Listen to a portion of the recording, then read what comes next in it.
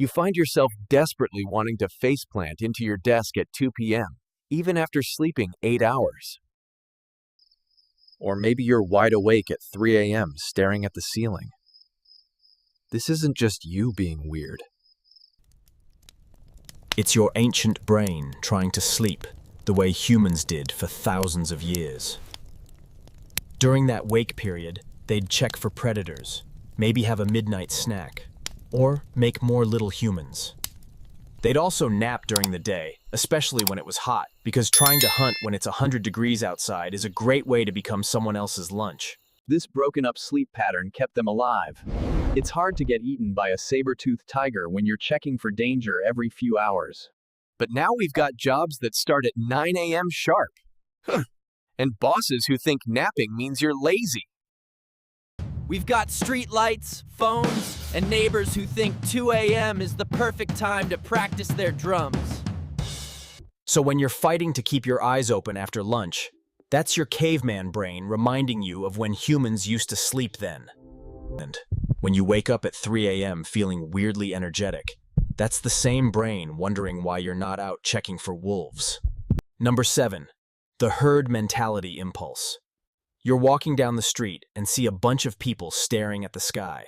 And you look up too like an idiot. You don't even know what you're looking for. Could be a bird, could be Superman, could be nothing. This is your herd mentality kicking in. Your brain is basically saying, if everyone's doing it, I better do it too, or I might die. Back when we were running around in loincloths, this instinct kept us alive. If your whole tribe suddenly started running, You ran because the guy who stood there wondering why everyone was running got eaten by whatever they were running from. Following the group meant safety. It meant shared food, protection, and not becoming a saber-toothed tiger's lunch. But now this same instinct makes you do dumb stuff like buying GameStop stock because Reddit told you to. Or wearing those ugly shoes everyone's wearing. Or believing that obviously fake news story because your aunt shared it and got 50 likes. Your caveman brain doesn't know the difference between follow the tribe to the water source and follow strangers on TikTok doing a dangerous challenge. It just knows that being different equals death. So you conform, even when it makes 0 sense. Number 6, the reciprocation obligation. Someone holds the door for you, and suddenly you feel like you owe them your firstborn child. Or a coworker brings you coffee, and now you're mentally calculating how to repay this life debt. For our ancestors, reciprocity wasn't just nice, it was survival. You share your mammoth meat today. I share my berries tomorrow.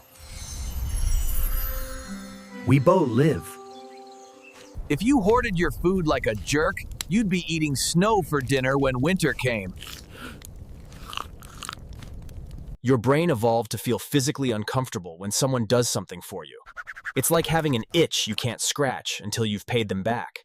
But now marketers use this against you like it's their job, because it literally is. You get a free sample at Costco. And now you feel obligated to buy a 10-pound jar of pickles you'll never finish. A car salesman offers you coffee, and suddenly you're considering that overpriced sedan. Yes. You'll say yes to ridiculous requests from people who once lent you a pen.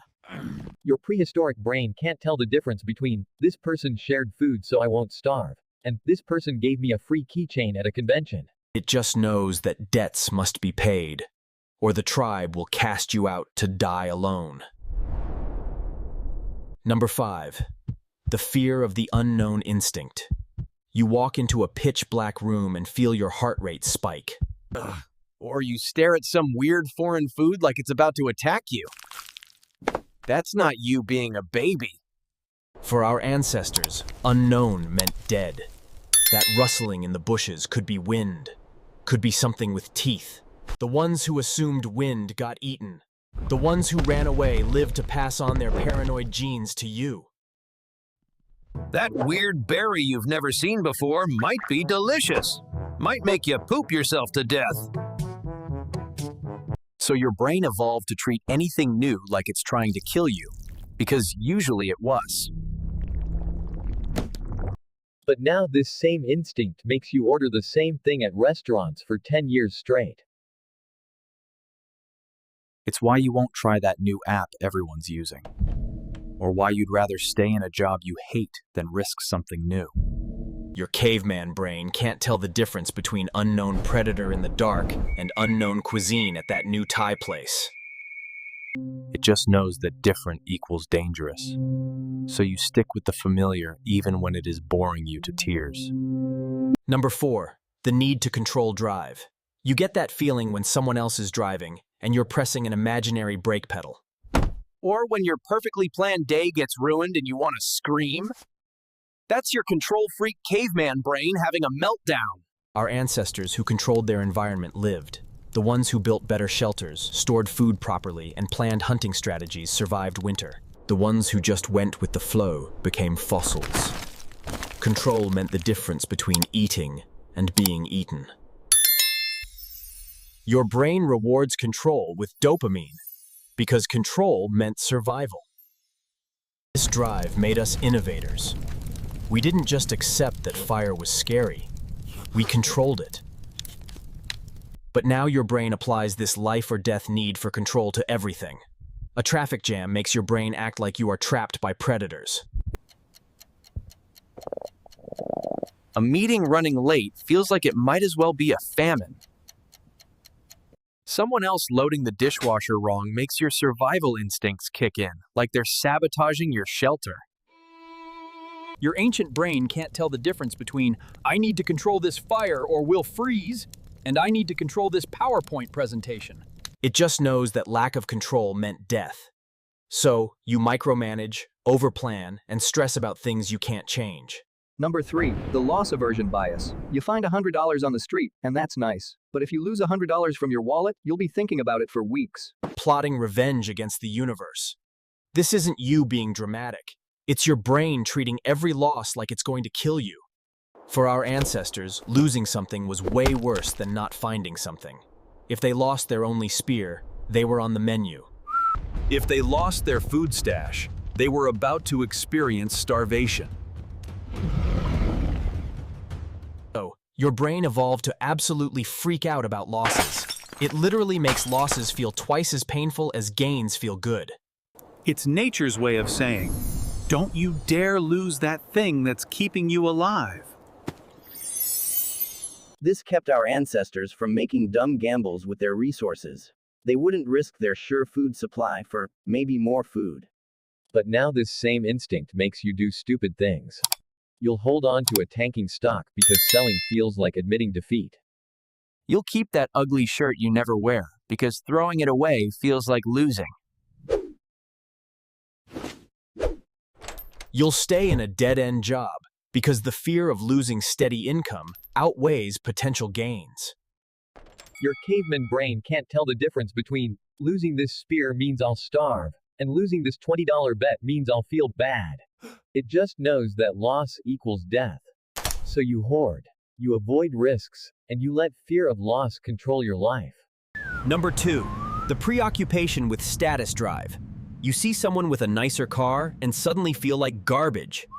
Or you check Instagram and wonder why everyone's life looks better than yours. That's your status-obsessed monkey brain doing what it does best, making you miserable. In the tribe, status wasn't about looking cool. It was about not dying. High status meant first dibs on food, better mating options. And people actually listened when they said, hey, maybe we shouldn't poke that bear. Your brain literally drugs you with feel-good chemicals when your status goes up and tortures you with stress hormones when it goes down, because status equaled survival. This drove our ancestors to get better at hunting, tool-making, storytelling, whatever made them valuable to the tribe. But now your brain applies this life-or-death status anxiety to the dumbest things. Someone has more followers than you, and your brain acts like they're stealing your food. A coworker gets promoted, and it feels like you might as well be cast out of the tribe. You post carefully curated lies on social media. You feel genuinely depressed because someone else's vacation looked better than yours. Your ancient brain still thinks your survival depends on where you rank. It can't tell the difference between Number 1. The desire for fairness and reacting to injustice. Someone cuts in line and you instantly fantasize about violence. Or a coworker steals your idea and you spend the next week plotting their downfall. That's not you being petty. In a tribe of 30 people, fairness wasn't some nice concept. It was life or death. The guy hoarding food, The freeloader who didn't hunt but ate anyway, was stealing resources from people who actually worked. Your brain evolved to go absolutely nuclear when it detects unfairness. It floods you with rage because unfairness could destroy the whole group. This instinct kept our ancestors honest. Nobody wanted to be the cheater who got cast out. Or worse, the cheater who got their skull caved in by angry tribe mates.